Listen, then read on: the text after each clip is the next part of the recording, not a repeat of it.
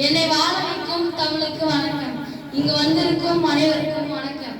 வணக்கம் வணக்கம் வணக்கம் அனைவருக்கும் வணக்கம்.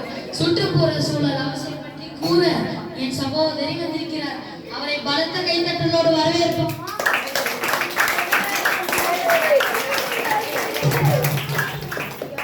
அனைவருக்கும் வணக்கம்.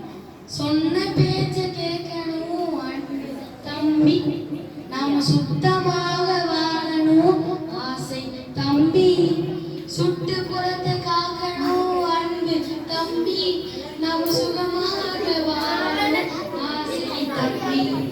ஏக்கா நாம சுத்தமா இருந்தா மட்டும் போதாதா?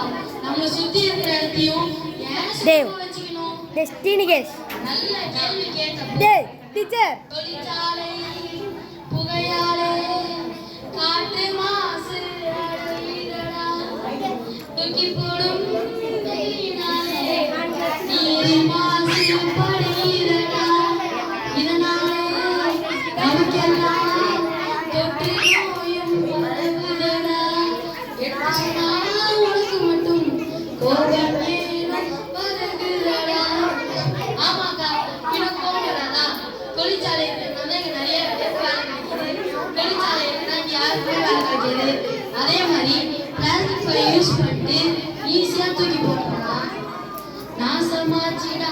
நானே பிளாஸ்டிக் பையாலே அதை அடிச்சு விரட்டி துரத்தணும்னா மஞ்ச பையாலே. இந்த உலகம் உயிரினங்கள் மடிதடா மாசுகளாலே.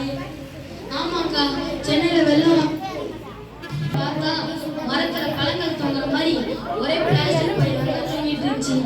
அதனால தம்பி தம்பி கதை கேளு, அக்கா சொல்லும் கதை கேளு, தாத்தா பாட்டி சொன்ன கதை, அப்பா அம்மா கேட்ட கதை, வீட்டுக்கு வீடு மரம் வளர்ப்போம், வீணாகும் தண்ணீரை சேர்த்து வைப்போம், ஒன்று கூடி பாடுபடுவோம், சுகாதார உலகை உருவாக்குவோம்.